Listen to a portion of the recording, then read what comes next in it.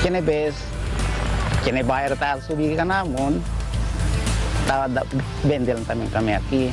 Pero si kinibes tamin, si El Precio daw baho, tapuwa kami hindi para pueblo.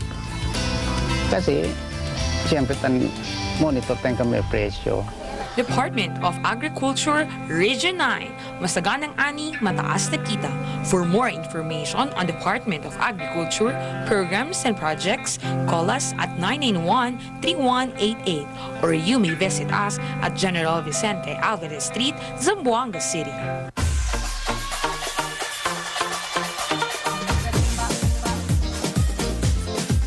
Zamboanga, di ato na stay.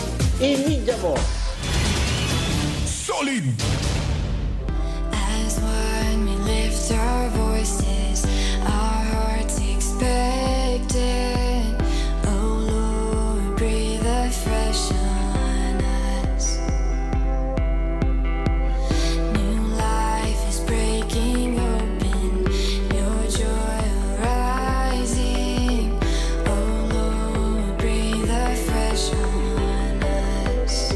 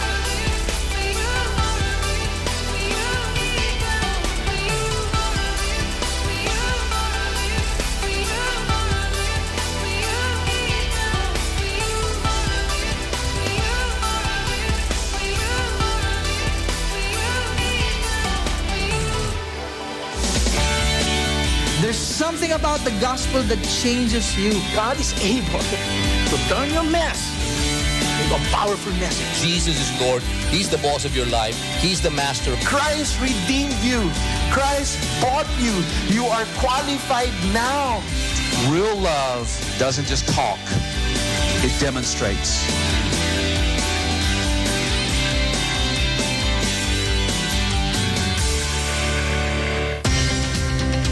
And now for today's message. We are now in Psalm 131, and this is one of David's shortest but most beautiful psalms of all. And it's only 3 verses, so we'll kind of break it up. We'll read it one verse at a time, but you'll see how David gives us a window into his soul through this psalm. Okay, let's read verse 1. O Lord, my heart is not lifted up. My eyes are not raised too high. I do not occupy myself with things too great and too marvelous for me. What David was doing was he was referring to, it was a Hebraic expression in his time referring to pride, where to be proud meant to have to be arrogant meant to have a proud heart and haughty eyes, which essentially meant you kind of look around for other people to compare yourself with, so that you can look down on them. So that was the context of the expression. And so David was saying he wasn't like that. And then he added that, I do not occupy myself with things too great for me, which actually was a reference to selfish ambition. And so basically David was saying he did not have a proud and self-sufficient spirit. Okay, verse 2. But I have calmed and quieted my soul, like a weaned child with its mother. Like a weaned child is my soul within me. You know, David constructed his psalm in such a way where he implied, where although he was claiming not to be proud or haughty, but in the way he structured verse 2, he was essentially saying that it wasn't always that way with him. That there was a time early in his life where he was guilty of pride and arrogance. And that's not surprising because we're all guilty of pride. And what the picture that David gave us of is a weaned child. Now, technically, a weaned child is a baby or an infant who has graduated from his or her mother's milk and is now prepared to eat food. But that's not what David was talking about here. So when they referred to a weaned child, it was more a stage in a baby's life. So in other words, a very young child. And there probably is no better picture of absolute trust and confidence than a weaned child with his mother. I mean, if you picture a child, an infant with his or her mother, that's a picture of peace, security, assurance, and hope. In fact, di ba, we say nga, sleep like a baby. Did you sleep like a baby? Because it's a reference to a very peaceful sleep, because again, babies are able to sleep in peace as long as they're with their mothers, no matter what's happening around them, because they fully trust in their parents' ability to protect them, to provide for them, and to care for them. In 2 words, David was talking about quiet confidence. Those are precious words, and in a way, that's my question to you this morning. Do you have that quiet confidence, like a weaned child that David was talking about? Now, if you ask people today, ask around and ask people, do you trust God? You know, do you have confidence in God? I'm sure 9 out of 10 would say yes. But the question really is, to what degree? Or what kind of trust are we talking about? Or are you really, truly trusting in God? And maybe let me frame it this way. I remember my wife and I, we served as missionaries a long time back in Russia. And as we discipled Russian students, this phrase kept coming up. When we had to confront them at a certain stage in the discipleship journey, and we had to confront them with certain practices in their lives, we were surprised at how they all had the same comeback or pushback, separately, individually, without talking to each other. And they would say, but it's Russian. Okay? So they would defend their unbiblical practice by saying, but it's Russian. And so I realized that for many Russians who are very proud of their culture and heritage, by the way, early in their spiritual growth, if you ask them, yes, we trust God, we believe God, but only to the degree or up until it clashes with their cultural beliefs and practices. So if you ask them, do you trust God? Yes. But really, deep down in their souls, they only trusted God, at least at the time, up until it clashes with their long-held beliefs that's been ingrained in their culture. So that was, we discovered, kind of like the turning point in a young Russian as we disciple him spiritually. It's when they're able to get beyond that, what's Russian, and really look to the Bible as the ultimate blueprint for life. That's when they truly become mature believers and disciples. So it's the same way with all of us. I'm sure we all trust God to some degree. But do we trust God to the point where we are willing to totally walk away from whatever sin we continue to harbor in our lives? Do we trust God so completely where if He puts His finger on 1, 2, or however many unhealthy relationships we're involved in, that we're willing to surrender that all to God? Or that we're willing to, again, abandon whatever shortcuts or unbiblical practices we may be practicing in our businesses or the way we do school or the way we do life that would bring dishonor to God. In other words, are we willing to burn our bridges?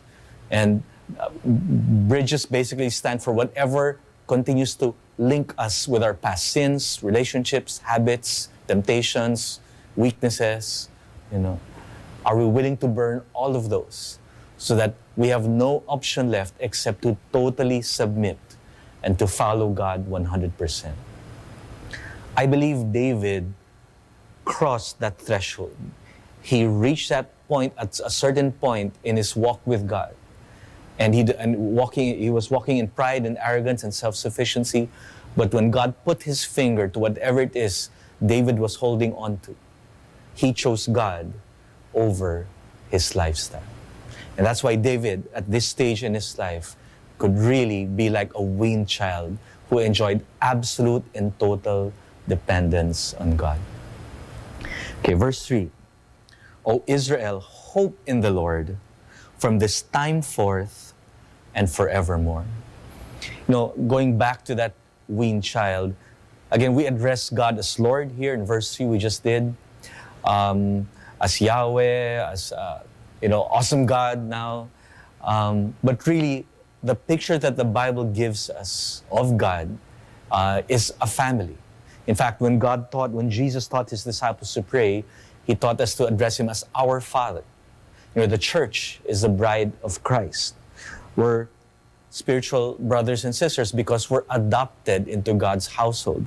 Isaiah 49 says, God will not forget us in much the same way that a mother would never forget her child.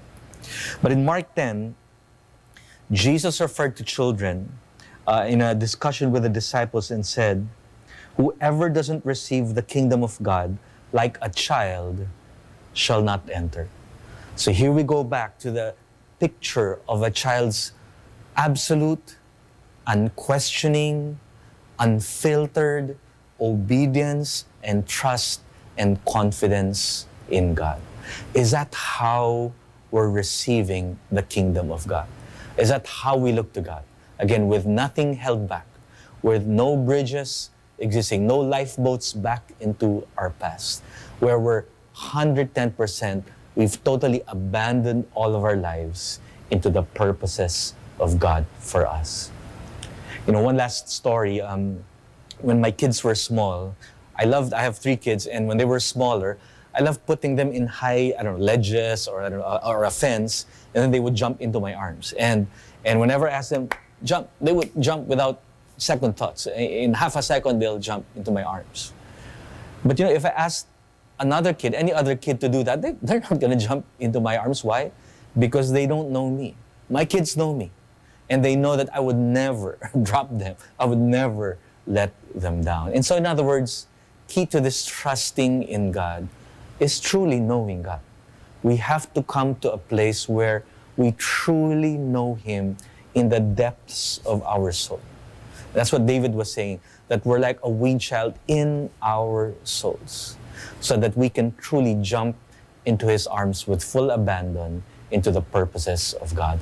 And that's my prayer for all of us this year, that we would continue to grow in our knowledge of God, in our intimate, personal knowledge of God through His Word, in prayer, by stepping out in faith, by obeying Him, so that we come to the place in our lives where we become unquestioning in our faith and in our obedience. Why don't we end this morning's teaching, this psalm, by worshiping God once again.